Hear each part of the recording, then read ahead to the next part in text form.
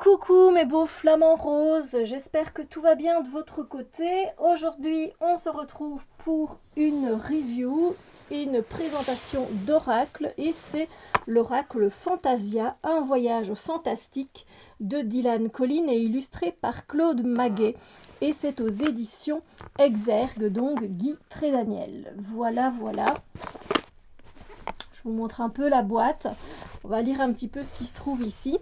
Alors, Fantasia, ce royaume, comme une allégorie de la vie sur Terre, est une expérience spirituelle immersive où l'art de la poésie et de la peinture s'entremêlent et vous propose un voyage contemplatif empli de sagesse et d'enseignement. Découvrez les 35 cartes vibratoires et méditatives empreintes de magie et de fantastique sous le pinceau de Claude Maguet et partez à la conquête de vous-même. Et nous avons donc un livre avec des textes poétiques qui va nous aider à trouver des solutions à nos problématiques, à ouvrir notre cœur, notre esprit et notre imagination. Voilà. Alors, Dylan Collin, vous l'avez peut-être déjà vu car il a créé ce jeu, les chemins de l'éveil. Alors, je l'ai pris avec pour une raison bien particulière que je vous préciserai juste après. Voilà, voilà. Qui est un jeu d'ailleurs que je trouve très bien fait, que j'avais beaucoup aimé. Et ici, il nous sort un deuxième jeu qui est merveilleux. Voilà. Et en plus, c'est un cadeau de ma sœur. Hein, voilà, je ne l'ai pas reçu des éditions. C'est ma sœur qui me l'a offert pour mon anniversaire. L'âme est une flamme faite d'ombre et de lumière qui implore sans cesse et réclame quelques bouffées d'air. Alors, la poésie, effectivement, prend beaucoup de place dans ce jeu. Et ceux qui aiment la poésie, eh bien, je pense que c'est un jeu qui peut être fait pour vous. On va d'abord se pencher sur ce livre que j'adore, qui est très très intéressant et qui va nous donner vraiment une bonne base de travail pour le développement personnel. Alors, hop, nous avons le sommaire, nous avons l'introduction, et là aussi, eh bien, on a une petite introduction par rapport au jeu, et en fait, voilà, Dylan nous explique que ça fait 3 ans que le projet se construit et qu'il travaillait dessus, l'a comblé d'une joie intense, voilà, tout simplement. Ensuite, je résume évidemment, hein, je vous laisse aussi découvrir par vous-même. En fait, comme il le dit, hein, c'est une sorte d'allégorie, ce coffret Fantasia de l'existence sur Terre, nous permettant de nous accompagner dans de nombreux aspects de nos vies. C'est une belle aventure que la réalisation d'un pareil support. Voilà. Donc, qui a réquisitionné tout mon cœur, ma médiumnité, toute mon âme. Et il était très heureux, en fait, de travailler avec Claude Maguet. Voilà. Donc ici, il nous explique que Claude Maguet est un artiste autodidacte qui a toujours dessiné. Voilà, il s'est spécialisé très tôt dans la peinture à l'huile. Et puis, voilà, il avait envie de raconter des histoires aussi où le rêve et le fabuleux s'entrecroisent en d'étranges mystères pour susciter des émotions, autres chimères et rêves d'enfants. Et sous son pinceau apparaît l'invitation pour un voyage surréaliste empreint de spiritualité et de contrées fantastiques. Et effectivement, j'aime beaucoup aussi. Et je suis d'accord avec Dylan sur ce point. C'est magnifique. Plus la plume de Dylan, ça fait un combo génial. Voilà, tout à fait génial. Donc, bienvenue à Fantasia pour un voyage fantastique. Voilà, il nous parle des cartes qui sont vraiment parlantes, qui semblent presque nous susurrer des histoires à l'oreille. Alors, ouvrons notre cœur, notre esprit, notre imagination.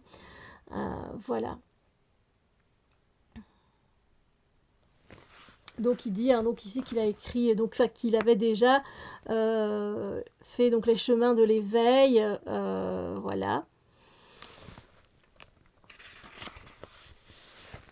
Fantasia et les chemins de l'éveil. C'est un jeu de développement personnel et spirituel, bien sûr. Comment mener à bien son voyage fantastique. voilà, il vous donne des pistes et en fait, voilà, il dit de lui-même, hein, ne comptez pas trop sur moi pour vous indiquer la marche à suivre concernant le tirage, car il n'y en a pas qu'une, mais autant qu'il y a d'individus. Je sais que ce n'est pas trop populaire, mais si vous avez rencontré mon travail sur les chemins de l'éveil, je suis sûre que vous avez parfaitement compris mon intention et mon conseil. Et ça, j'adore, j'adore, j'adore cette façon de voir les choses. Voilà. Alors, ici, il nous explique qu'en fait, après votre analyse à la problématique, vous pouvez donc terminer en relisant vos notes et refaites ainsi l'exercice autant de jours qu'il le faudra, etc. Et puis il dit, lorsque sera le cas, à un moment donné, en fait, vous pourrez, si vous avez envie, piocher une nouvelle carte et vous pouvez en fait choisir d'ajouter une carte qui se trouve dans les chemins de l'éveil. Donc c'est pour ça que je l'ai sorti, on fera un tirage à la fin. Donc, mais il nous donne, hein, il nous donne une piste, voilà, sur quelle carte on peut aller. Je vais vous montrer ça. Donc vous avez le message des cartes. Déjà en couleur, s'il vous plaît, cartes qui sont magnifiques, hein. Ici, on a la carte 1 entre Terre et Lune. On a le poème qui est magnifique. Puis on a un petit mot à propos du monde de Fantasia. Puis on a le message de la carte. Et puis, en fait, nous avons, pour ceux qui ont le coffret Les chemins de l'éveil, vous pouvez compléter votre travail en vous plongeant dans la carte numéro 14. Donc, vous prenez ce jeu et vous piochez la carte numéro 14 si vous avez eu cette carte-ci, la carte 1. Et ça, je trouve ça génial que finalement, son deuxième jeu soit une, entre guillemets, prolongation de son premier jeu, que ce jeu-ci, voilà, qu'on puisse aller faire référence à son premier jeu. Je trouve ça très, très, très intéressant. Donc voilà, vous avez à chaque fois la même façon de...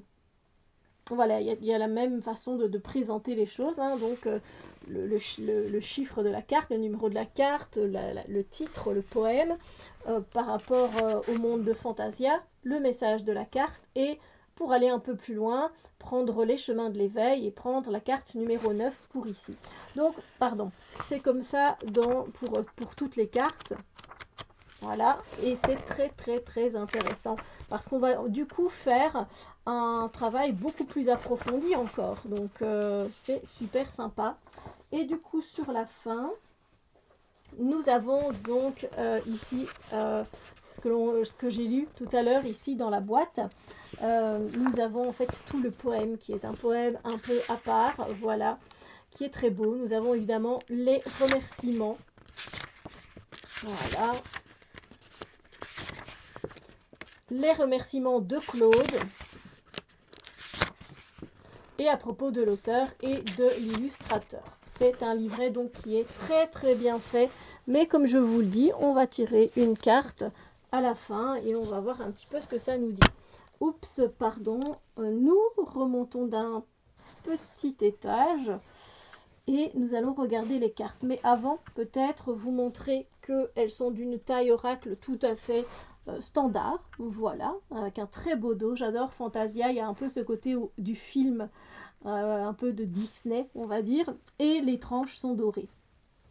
Alors, il y a donc 35 cartes. Hop, je vais essayer de me mettre bien pour vous. Voilà.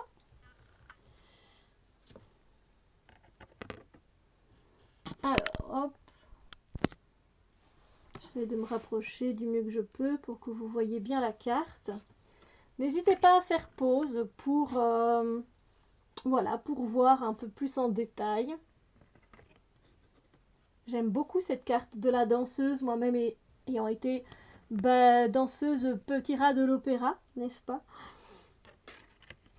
Mais j'aime toutes les cartes. Voilà, il y en a peut-être l'une ou l'autre où je suis un peu moins sensible, hein. Oui. Et dans l'ensemble, c'est un jeu qui me plaît beaucoup. C'est pour ça que j'ai demandé de l'avoir en cadeau. Par exemple, celle-ci n'est pas une carte qui m'envoie au pays des merveilles. Voilà. Mais c'est chacun ses goûts, évidemment.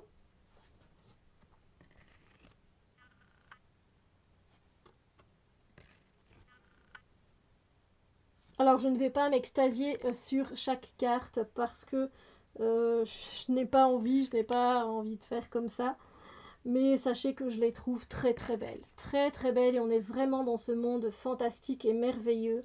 Et on peut clairement s'inventer des histoires rien qu'avec une seule carte.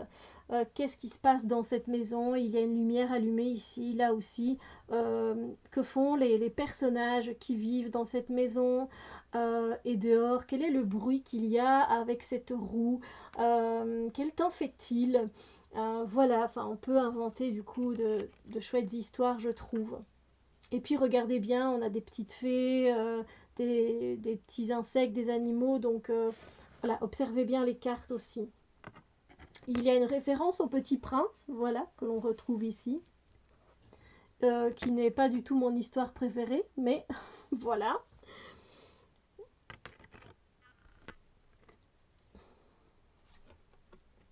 J'ai eu donc moi l'occasion de travailler avec le jeu, c'est pour ça que je viens vous le présenter, et c'est un travail qui est profond, mais qui fait du bien. Voilà. Alors vous allez me dire, bah oui, mais généralement tous les travaux, on va dire, dans le domaine du développement personnel et spirituel, ça fait du bien. Ben non, non, pas particulièrement. Des fois, ça fait pas du bien sur le moment même. Et ici, je dois dire que moi, je trouve que c'est une façon agréable de faire du développement personnel avec cet oracle et également les chemins de l'éveil, qui lui est un peu plus... Il n'est pas plus terre à terre, mais il a une autre façon encore de voir les choses. Ça se relie bien sûr, hein, mais je ne sais pas comment vous expliquer, mais c'est très intéressant la combinaison des deux et donc de travailler avec les deux. J'ai eu l'occasion moi de le faire plusieurs fois et c'est très très intéressant. Alors je sais que je ne viens pas vous présenter les oracles tout de suite dès qu'ils sortent. Je pense qu'il y a bien assez de chaînes comme ça pour vous montrer les jeux dès qu'ils sont reçus. Hop, vous avez une review sur le jeu. Je préfère prendre mon temps et vous dire ce que j'en ai pensé et je peux vous dire que c'est très intéressant. C'est profond sans faire mal entre guillemets et c'est intéressant. On a des perspectives, des points de vue qui sont très intéressants à observer. Du coup, quand on va travailler avec les deux jeux, là moi je parle vraiment de travailler avec les deux jeux, mais même tout seul, hein, parce que j'ai travaillé aussi rien qu'avec ce jeu-là. Et c'est vrai que si vous aimez le fantastique, vous pourrez créer une histoire, méditer, voyager dans ces contrées. Et c'est très intéressant et très puissant aussi. Voilà. Effectivement, j'aime beaucoup en tout cas les peintures de Claude Maguet et j'espère qu'on verra d'autres jeux avec ces illustrations parce que c'est magnifique, vraiment. Donc nous allons faire un tirage, avant que j'oublie, parce que des fois je vous dis qu'on va faire un tirage et puis je n'en fais pas. Donc, et je vais essayer de le mettre dans le titre, des fois ça aussi j'oublie. Hein. Ah oui, écoutez, on a la mémoire qu'on a. Hein.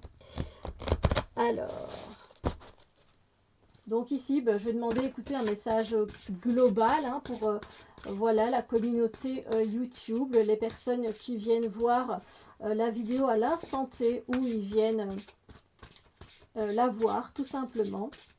Voilà, si vous avez envie de poser une question de votre côté, n'hésitez pas à poser votre question. Voilà, et vous verrez du coup si la carte vous parle. Du coup, on va travailler également avec les chemins de l'éveil pour faire un travail un peu plus en profondeur. Donc, la vidéo sera ici un tout petit peu plus longue que d'habitude. Donc, un message ici, du coup, par exemple, pour moi à l'instant T, pour vous à l'instant T, où vous regardez cette vidéo. Voilà. Ah, intéressant. Nous avons donc ici la vouivre des marais. Je ne l'avais pas encore eu, donc voilà, j'ai hâte de connaître son message. Hop. Alors, s'il y a une petite remarque que je peux faire à propos de cet oracle, pour moi, il n'y a pas assez de cartes. Il n'y en a que 35, et 35, c'est pas assez parce que j'adore le travail qu'ils ont fait tous les deux, autant au niveau de la poésie, construction du développement personnel qu'on peut y retrouver pour nous aider, pour nous guider, et autant que les illustrations. Voilà, ça aurait été un jeu de 60 cartes, j'aurais été aux anges, encore plus. Voilà, c'était ma petite note à moi. Donc, la vouivre, voilà, prononçons bien. Alors, donc je vais vous lire du coup d'abord le poème, vous ne voyez rien du tout, mais bon, comme je vous ai expliqué, de toute façon, je vous le dis. Femme séductrice ou serpent ailé, dans les eaux troubles la vouivre apparaît. Convoitée par les hommes pour son trésor, elle sait se changer en dragon qui crache et dévore. Elle possède une précieuse pierre, celui qui la dérobe... 1, 2, 3, désolée. Elle possède une précieuse pierre, celui qui la dérobe sera glorieux, riche et puissant. Mais cet homme aussi sera peu fier, ayant gagné le cœur d'une femme pour de l'argent.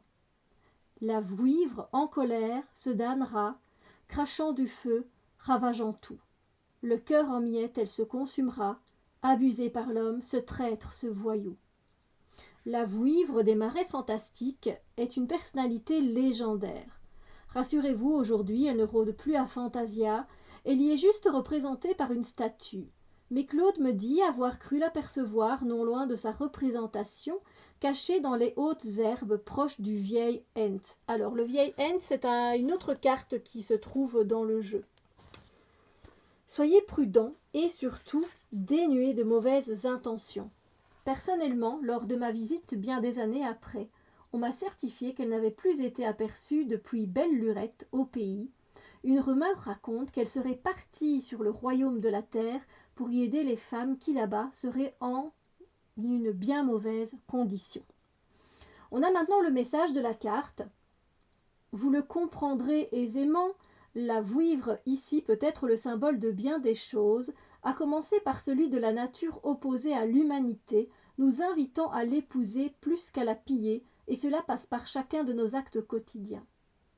Au-delà de ça, il est question ici de méchanceté, d'abus, de tromperie, de manipulation, de convoitise et d'envie dans ce qu'elles animent de pire. Chacun en tirera sa compréhension bien sûr, mais il n'est pas hasardeux de voir la pierre dans la main de la vouivre, la rendant donc visible de tous. Cela nous invite à penser plusieurs aspects. Peut-être n'est-il pas bon d'étaler ses richesses d'un seul coup. Et n'entendez pas richesse comme étant purement matérielle, il y a aussi les richesses de l'être. En effet, bien des êtres en quête d'évolution pourraient être tentés d'abuser de vos qualités juste pour vous en dénuer et briller à leur tour. Peut-être qu'il serait préférable de ne pas attendre d'avoir le cœur détruit ou volé pour comprendre qu'il n'est pas question de l'offrir à quelqu'un, mais d'en partager l'amour qui s'en diffuse, car là où un cœur doit être, c'est en la personne qui l'anime et non ailleurs. Il convient donc de protéger ces trésors d'âme, non en les enfermant dans des coffres, mais plutôt en veillant à attirer à soi les bonnes personnes vers qui les mettre à profit. Peut-être est-il bon de faire le tri des gens qui vous tournent autour et dont nous pouvons sentir l'attaque incessante, la promesse d'une prise d'otage imminente, et ce, avant qu'ils nous détroussent de ce que nous avons de meilleur. Enfin, et sur un autre aspect, le texte nous invite à comprendre que si le vampirisme est possible, c'est parce que la réputation quant à la capacité de la vouivre à se changer en dragon est un peu floue. Peut-être y a-t-il là une invitation à définir et afficher de façon plus distincte ses limites. Du coup, pour ceux qui ont le coffret Les chemins de l'éveil, vous pouvez compléter votre travail en vous plongeant dans la carte numéro 18, ce que nous allons faire. Alors, je vais mettre du coup la carte des marais ici. Et je vais aller chercher la carte numéro 18. Alors... Et je vais aller lire du coup dans le livre.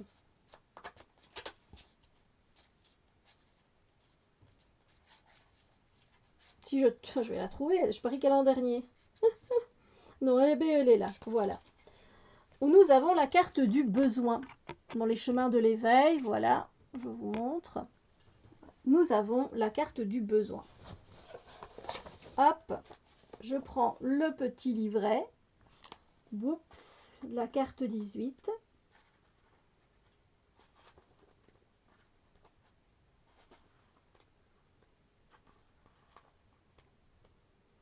Alors, nous avons également un poème. Besoin de joie et de tendresse dans un monde d'effroi et de détresse, besoin d'émoi et de caresses dans un monde de pourquoi plein de tristesse. Envie de nous, de vous, de toi et de frontières qui disparaissent, au sommet d'une terre sans éclat et d'âmes nature qui apparaissent. Loin des pensées où juge et roi, hors des sentiers mais non loin de là. Bien des emblèmes prônent la sagesse, ici totem et dôme de maladresse. Reconnectons l'ici et là pour qu'apparaisse, au sommet d'un pourquoi, l'envie de nous, de tout et ce besoin de joie. L'enseignement vous invite à vous consacrer à vos besoins et à vos envies. Il est intéressant de remarquer que les besoins dans cet enseignement sont liés à des émotions générales, comme finalement nous avons besoin d'air. Les envies, quant à elles, sont rattachées à autrui, nous, vous. Il n'est pas question donc d'avoir besoin, soit d'être dépendant de choses qui ne dépendent pas de nous. Par ailleurs, cet enseignement invite à revenir à l'essentiel, à redevenir naturel, à accepter l'erreur et la maladresse.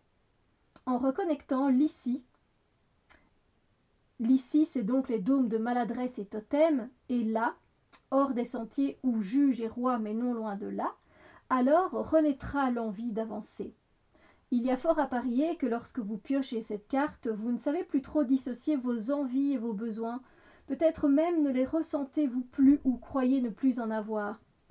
Cet enseignement alors vous invite à comprendre que si vous êtes triste, c'est justement parce que vous en avez, mais que vous ne les écoutez pas. Le conseil de l'auteur, en plus de votre travail quotidien, c'est ce qu'il est indiqué, il est question ici de commencer à écouter vos envies et vos besoins. Cela vous permettra de retrouver une énergie active et motrice pleine de positivité dans votre quotidien. Mais avant tout, il est question d'en prendre conscience. Ainsi, je vous conseille dans vos notes d'intégrer un tableau à colonnes envies, besoins et à les remplir. Veillez bien à ce que vous inscrivez ait réellement sa place dans les dites colonnes. Après cela, remplacez la colonne besoin par ce qui m'est nécessaire dans ma vie et celle des envies par objectif. Voilà maintenant, vous savez ce qu'il vous reste à faire, alors au travail! Voilà, c'est donc très intéressant et du coup très profond.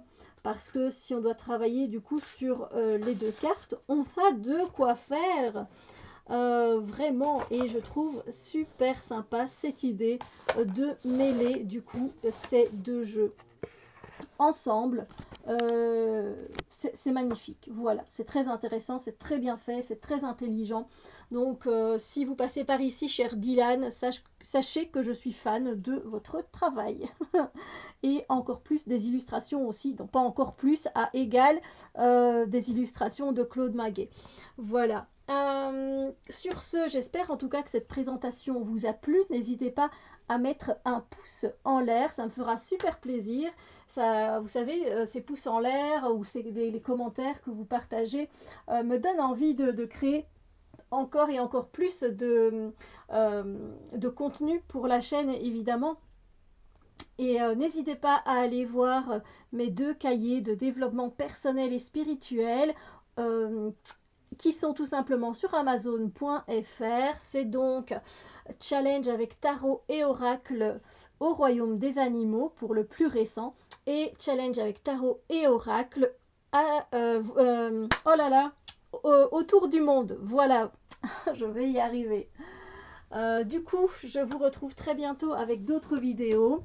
Et sur ce, prenez soin de vous et je vous fais plein de gros bisous lumineux.